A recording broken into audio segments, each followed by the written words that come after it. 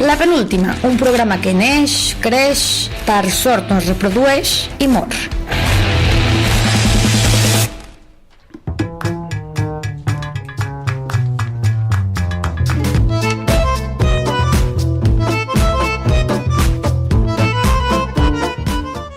I ara és el moment de rebre la secció que els nostres oients poden aprofitar per adonar-se que hi ha anuncis electorals més cutres que els vídeos de les vacances familiars, que el teu ordinador té més problemes de memòria que el teu avi amb Alzheimer i que existeix un cert racisme contra les persones que encara utilitzen el Hotmail. La penúltima a domicili! Hola, pajarito sin cola. No. Torni la penya a l'Espardenya. Jo ja us ho vaig dir, que cada vegada, cada programa aniria provant, a veure quin funcionava millor. Traient un de nou, a veure si torna, no? Ja. De fet, estic buscant una pàgina, aviam si hi ha tots aquestes maneres de saludar, totes enumerades, així m'estalviaria la feina de pensar-ho. Doncs sí, Fran, és molt dur. Pels millennials fer servir el Hotmail significa que vas viure la postguerra i que ja dorms amb l'orinal al costat del llit. No serà per tant, eh? I les persones adultes et tracten com si fossis un soldat espanyol que acaba de tornar de la guerra. Com? Sí, perquè et miren com amb respecte per defensar una causa i uns valors que en realitat no li importen massa a ningú, i amb certa llàstima, perquè amb 24 anys tens l'actitud d'un home de 70. Ara, Billy, em pots explicar per què estem parlant d'aquest tema? Doncs perquè aquesta setmana m'he apuntat a un curs d'informàtica, Fran. Així m'agrada, Billy, abraça les noves tecnologies. En realitat, en aquest curs només abraço senyores grans. Tant és, abraça el que vulguis. No els donis un infart d'accés de carinyo i, sisplau, podem escoltar d'una vegada l'enquesta d'avui? Som-hi! Què va? No he fet cap enquesta avui. Ah, no? I de nou, per què tant d'entusiasme i què has fet? No ho sé, una cosa molt estranya. Marc, posa-m'ho, sisplau. Louis, mediocre. Los Simpson, mediocre. Anatomia de Grey. Follonuda. The Office, mediocre. I Los Soprano, mediocre. Són sèries mediocres que agraden a tothom, o sigui que una mica gustos mediocres. La meva sèrie preferida, Breaking Bad, mediocre, però follonuda, no? Doncs això, gràcies a aquest àudio gens editat, entenc per què has decidit venir al programa de la penúltima. T'agraden les coses mediocres, Ignasi? Sí, perquè hi ha una part que no era editada, sinó que sí, realment sí. És així, vull dir, me'n vaig adonar mentre explicava quines eren les meves sèries preferides, vaig pensar, és lo de sempre. Em vaig avorrir a mi mateix dient-ho. Però és que a vegades les coses que agraden a tothom és per alguna raó, perquè són bones. Com la droga. Gràcies. Gràcies per l'amor. És un exemple perfecte, realment. Sí, s'agraden a molta gent. I són una merda, però mai passen de moda. Mai passen de moda, clar. De fet, a vegades el Breaking Bad de les drogues, no? Sí, clar. Bé, dit això, arriba la sèrie que t'ensenya que potser no és una bona idea deixar que els professors de secundària vagin armats a classe. Breaking Bad, a passió pels festucs.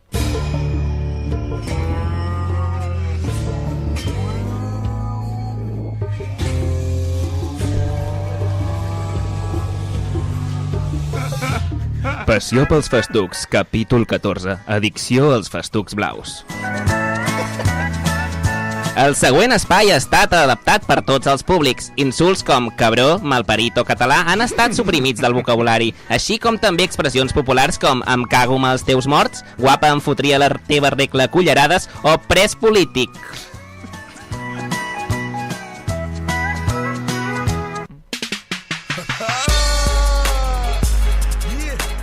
Veiem el protagonista al mig de la carretera, porta roba llampant i una pipa amagada sota la camisa. Un Mercedes aparca just al seu costat. El protagonista apaga la cigarreta i puja al cotxe. 38 dies abans, a les 5:43.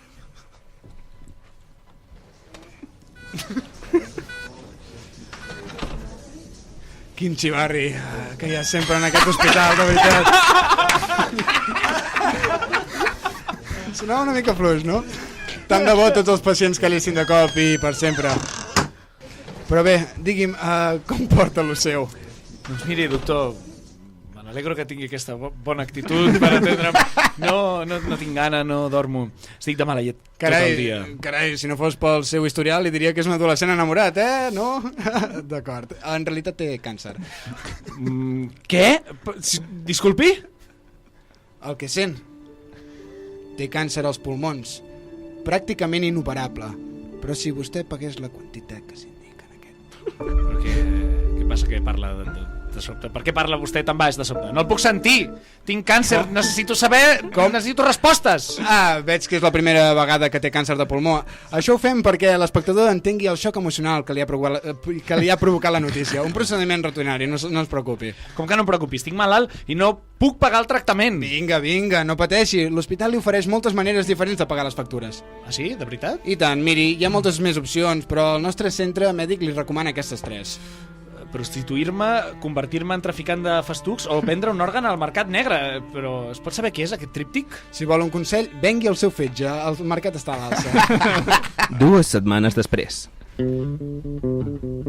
Però estàs segura que és de fiar el teu contacte? No confies en mi? Sóc un senyor pobre i amb càncer i tot i així cada dia em robes diners de la cartera per posar-te cega de festucs. No em fio de tu. Per cert, molt guapo el canvi de look. És per amagar la meva identitat. Un barret i unes ulleres, estàs irreconeixible. Senyor, senyoreta? Hola. El senyor Iceberg, suposo. Jo mateix. Tens els festucs? Aquí tens. Però no t'ho fotis tot de cop, que després no tindràs ganes per sopar. Que sí, no siguis pesat. Aquí tens els diners. Si els ven bé, la pròxima vegada te'n demanaré més. Perfecte, fins una altra. Un moment. Sí? Hi ha algun problema? Vostè era el professor del meu fill, no? No, crec que s'equivoca, Bé, com vulgui, dóna-li recolza a l'escaire de part meva. Un plaer, fins una altra. Bueno, doncs l'hauré de matar, no? Sí, la pròxima vegada corret una mica més la disfressa. Resum de molts capítols en unes línies. Els protagonistes volen ser autònoms, no els hi mola tenir jefes nerviosos i drogadictes, els festucs. Un cap d'un tio sobre una tortuga. El cunyat del protagonista és policia, però no s'entera massa de res. Ell mata alguns dels jefes, però no recordo quins d'ells. Tiros, conducció temerària, alguna cosa d'una franquícia de pollastres, una dona que té cara trista permanent com el jugador aquell, en Coutinho. Què més? Sí, un home que era com un avi molt maco, però que després és un malparit i no sé, i moltes més coses.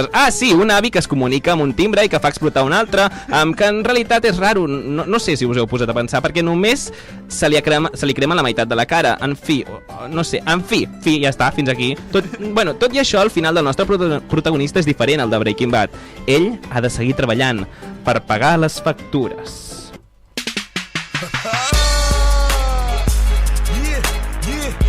Tornem a veure el protagonista al mig de la carretera. Tornem al principi del capítol. Ho recordàveu? Ell porta roba llampant i una pipa amagada sota la camisa, tot i que abans he dit protagonisme, no protagonista. Bé, un Mercedes aparca just al seu costat. Ei, què tal? T'agradaria llapar el meu calipo? L'he pintat de color blau.